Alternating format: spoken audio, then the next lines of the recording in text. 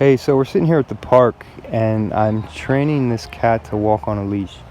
And I figured I'd make a video about some tips and things to keep in mind when you're trying to help train your dog to walk on a leash, particularly if you have a dog who is fearful. I was talking with someone this week who has a dog that they're trying to help. God bless these foster homes. They'll turn their lives upside down, all to just give a dog a second chance. And people like that, they're like the unsung heroes. So I was talking with someone this week who has a dog who's just really, really scared. And unfortunately, even though this person is super cool and this person actually understands a lot about dogs, and they have other dogs who are nice, cool dogs that are not scared, for some reason this one foster dog is like just petrified of everything. And we were talking about some stuff and this and that and the other thing, and I'll keep you updated. But anyway, I figured I would make a video because I'm kind of going through a similar situation with my cat here. She was an indoor cat. Well, first she was a wild rescue cat that showed up at my house a while back. She needed surgery and stuff, so we got her all fixed up and squared away, but we didn't want her to get messed up again, so we turned her into an inside cat, and she got super comfortable, felt like she won the lottery. But now I'm trying to expose her to the outdoors again, just for her own self. Plus, it's enjoyable. I don't have a dog right now, and if I ain't got a dog, I want to walk a cat. I guess that's what I'm trying to say. So here we go. I made her a special harness that she can't escape from, and I made her this leash and stuff. And we've got her out here, and she's definitely scared, but you can see how I'm working with her. Like right now, we're technically going to walk. We're technically on a walk. But I'm not like pushing the pace, like, oh, hey, what, if she wants to stop and chill, I'll let her. She's cool.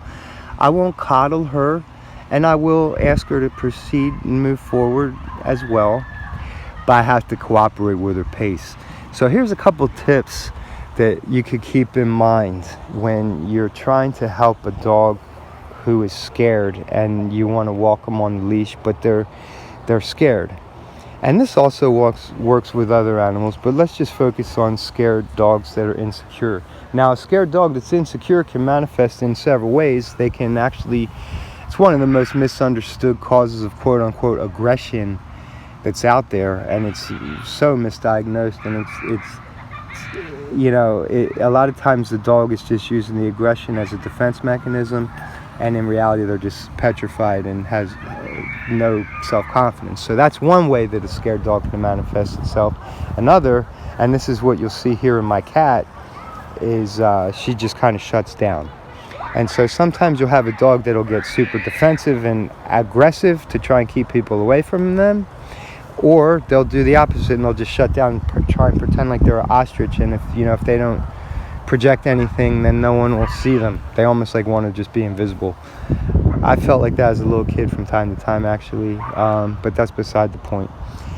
So, we got to understand where the animal is coming from. Number one, they're in unfamiliar environment. They're trying to do something that's unfamiliar to them, and they don't have the luxury of being able to have you sit down and explain, hey, we're going to go for a walk. There's going to be some loud noises. At first, the loud noises might startle you, but as we continue to walk, you'll realize that they're not hurting us, that they're just loud noises. And as you keep doing it, you'll realize that nothing's happening. We're just walking. Now, you can't sit down and tell them that, so you have to show them that as you walk, and the way you do it is with your energy, your body language, your pace, just your whole vibe, not using a whole bunch of sound, not using a lot of coercive praise, speaking to them in a tone of expectant confidence. Like if I'm going to tell a dog that they're doing good, I'm going to say, you're doing good boy, thanks man, good job.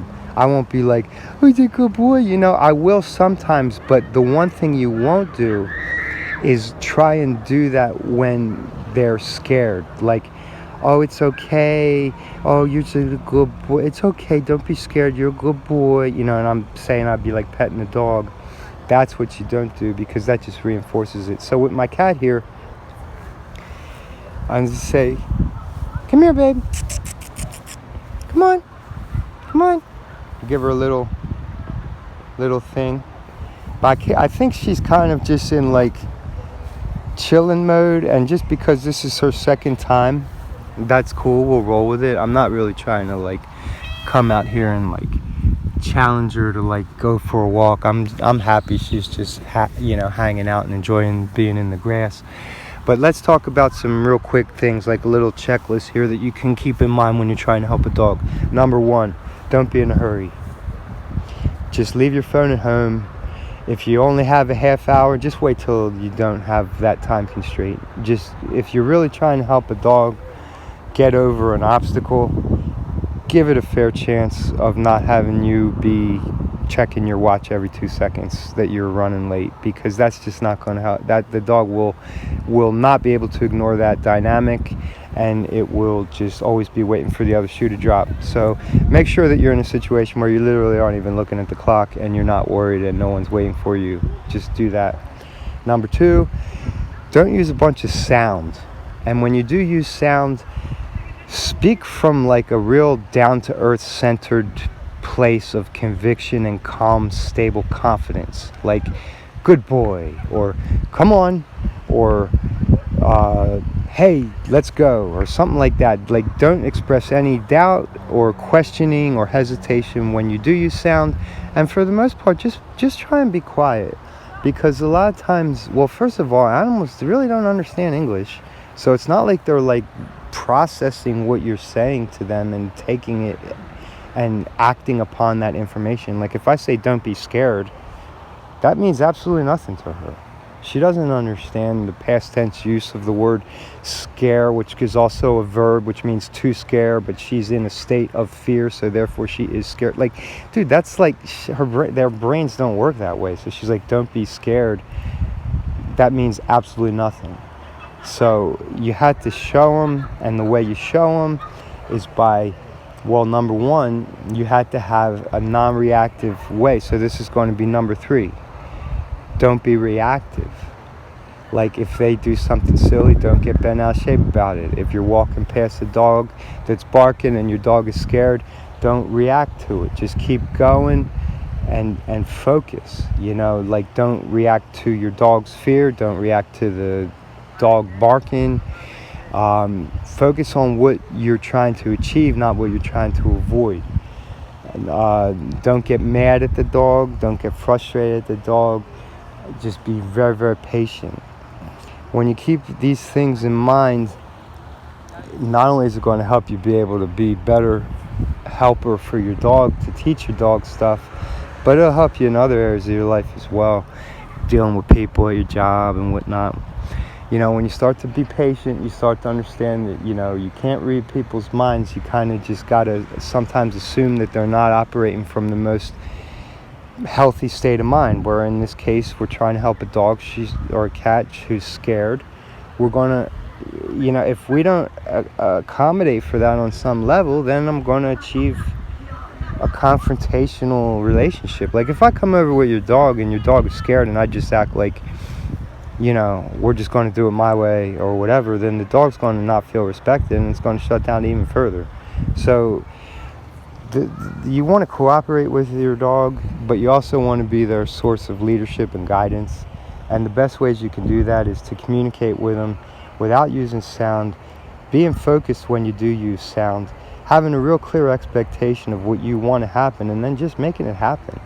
And your dog will pick up on that, and the clearer that you can make it, the better, and the easier it'll be for them. I hope that video was enjoyable. Give you some updates in the future as she gets more acclimated to the leash.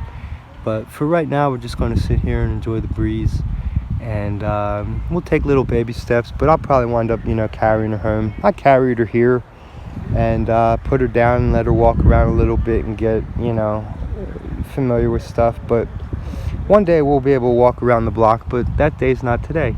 And if I wanted it, felt like we were failing because I can't walk her around the block just yet, that's the mindset that's going to be opposite of what will help her.